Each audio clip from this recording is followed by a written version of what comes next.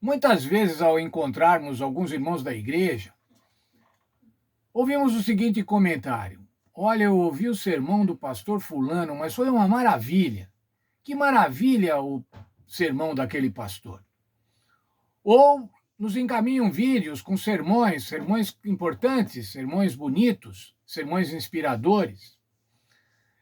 A lição de hoje, irmãos, trata de um sermão do Senhor Jesus, ou trata da atividade do Senhor Jesus, não do sermão especificamente, mas trata de como Jesus falava.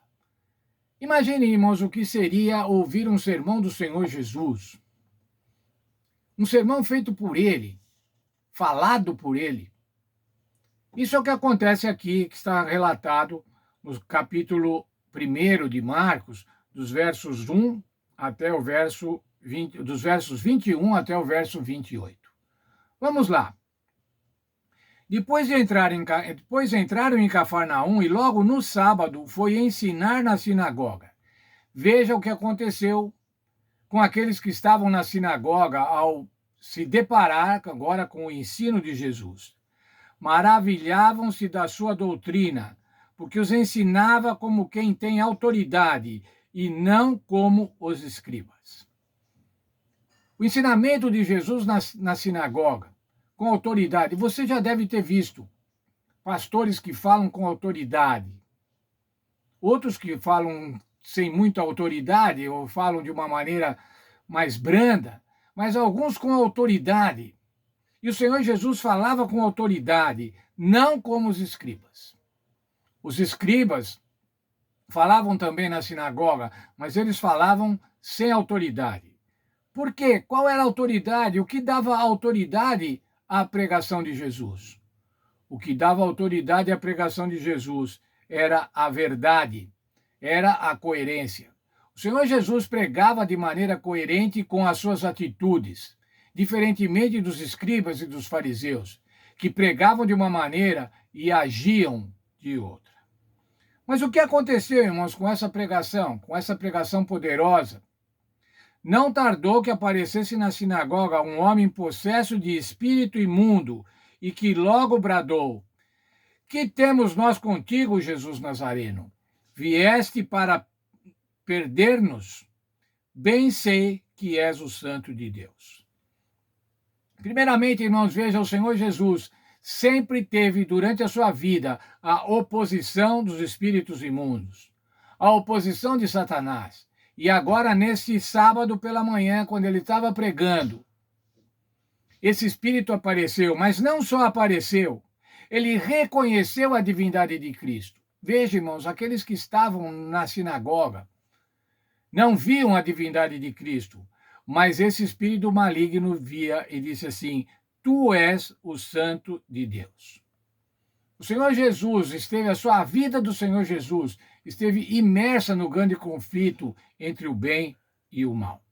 E esse conflito agora estava se manifestando ali dentro da sinagoga. Mas Jesus o repreendeu dizendo: Cala-te e sai do homem. Jesus falou para ele: Quieto, saia. Ordenou, o poder do Senhor Jesus ordenou. A vitória do Senhor Jesus sobre os poderes do mal estava se manifestando agora, nesse sábado de manhã, lá na sinagoga de Cafarnaum. Vou ler um parágrafo da nossa lição. Pense no significado das palavras ditas pelo demônio que reconheceu Jesus como o Santo de Deus. Ele admitiu que Jesus era o santo emissário de Deus, em contraste com as hostes impuras e profanas de Satanás. Naturalmente, em um ambiente de culto, esperamos coisas e pessoas santas, não coisas profanas e impuras. Assim, nessa história, existe um forte contraste entre os poderes do bem e as forças do mal. Nesse evento, vemos a realidade do grande conflito. Mesmo que as pessoas ainda não soubessem quem Jesus era, aquele demônio sabia e reconheceu isso publicamente. Sabe, irmãos, o grande conflito não escolhe, o conflito cósmico entre Satanás e o Senhor Jesus, ou entre os demônios e os filhos do Senhor Jesus, os servos do Senhor Jesus, não escolhe lugar. ele se manifesta na rua, ele se manifesta nas casas e ele pode se manifestar também na igreja. Isso é que estava acontecendo. Dentro da igreja, dentro lá da igreja, tinha um espírito imundo que estava importunando e estava lutando contra o Senhor Jesus. Mas o que aconteceu após a ordem de Jesus? Cala-te. Primeiro, cala-te. Por que Jesus não falou simplesmente sai desse homem? Por que ele falou cala-te? Aí está um conceito do livro de Marcos, que é o segredo messiânico. Ainda não era a hora do povo saber que Jesus era o Filho de Deus, que Jesus era o Cristo, que Jesus era o Messias. O ministério de Jesus estava apenas começando. E se ele despertasse agora uma oposição política, uma oposição religiosa, ele podia ficar prejudicado desde o princípio. Então o Senhor Jesus falou para ele: cala-te, não saia falando que eu sou o Santo de Deus. Tinha que esperar os tempos de Deus. Nós não podemos nos adiantar, irmãos, às vezes aos tempos de Deus. Às vezes pretendemos nos adiantar aos tempos de Deus. Mas cada coisa deve acontecer ao seu tempo, e os tempos de Deus é Deus quem define. Mas veja lá, verso 26 até o verso 28. Então o espírito imundo, agitando-o violentamente e bradando em alta voz, saiu do homem. Todos se admiraram a ponto de perguntarem em si: que vem a ser isso? É uma nova doutrina? Com autoridade ele ordena aos espíritos imundos e eles lhe obedecem. Então, correu séria a fama de Jesus em todas as direções, por todas as circunvizinhanças da Galileia. Apesar de Jesus, ainda que Jesus tivesse falado, cala-te, a fama de Jesus, as pessoas viram, vejam só, todos se admiraram. E esses que se admiraram saíram da sinagoga e foram falar para os outros. Você não imagina o que aconteceu hoje na sinagoga? Tinha lá um novo mestre chamado Jesus. E ele expulsou um demônio com autoridade. Você olha aqui no verso 22 e no verso 27, você vê a palavra autoridade. Isso que caracterizava a pregação, isso que caracterizava as ações do Senhor Jesus. Vou ler ainda mais um parágrafo.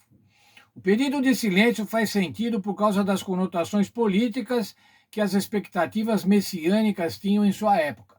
Quais eram as expectativas messiânicas? Vai vir um rei que vai nos libertar, nos vai libertar do Império Romano. Vai vir um rei como Davi e vai restaurar o reino de Israel. Era essa a esperança do povo. Era essa a esperança da liderança.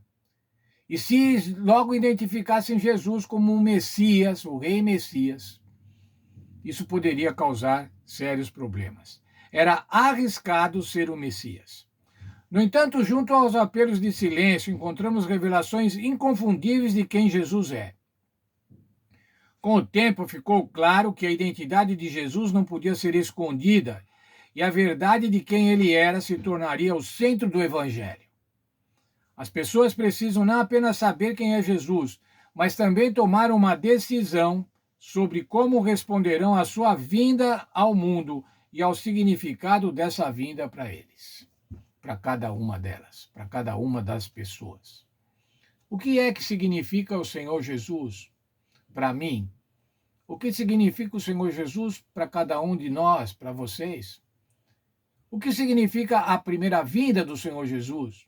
O que significa o sacrifício do Senhor Jesus?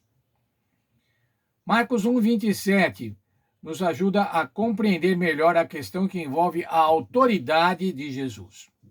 Como está lá o verso, todos se admiraram a ponto de se perguntarem entre si: o que é isso? Que vem a ser isso? Uma nova doutrina? Com autoridade ele ordena aos espíritos imundos e eles lhe obedecem. O autor mostra que o povo relacionava o ensino de Jesus à autoridade, a qual, por sua vez, estava visivelmente associada às ações. Como que era manifestada a autoridade de Jesus? Através das suas ações, através das suas atitudes, através das suas vitórias sobre o mal, das suas vitórias sobre as falsas doutrinas, das suas vitórias sobre o falso entendimento da lei de Deus, das suas vitórias sobre os espíritos imundos. Marcos associa e fundamenta a autoridade de Jesus com os milagres que ele realizava. Em outras palavras, a autoridade de Jesus envolvia conhecimento e poder. Conhecimento e poder. Para Marcos, a proclamação das boas novas feita por Jesus inclui os milagres. Era essa a apresentação de Marcos, a apresentação que Marcos fez desse culto, desse primeiro culto de sábado que ele relata do Senhor Jesus. Imaginem, irmãos, o que seria se nós víssemos um culto ministrado pelo Senhor Jesus. Se nós víssemos Jesus efetuando milagres, expulsando demônios. Nós não vimos, irmãos, mas a Bíblia relata para que a gente possa aproveitar esta situação. E que Deus nos ajude, irmãos, para que pelo estudo da palavra de Deus a gente participe desse culto. A gente esteja nesse culto junto com o Senhor Jesus, vendo as suas ações e especialmente vendo a sua autoridade.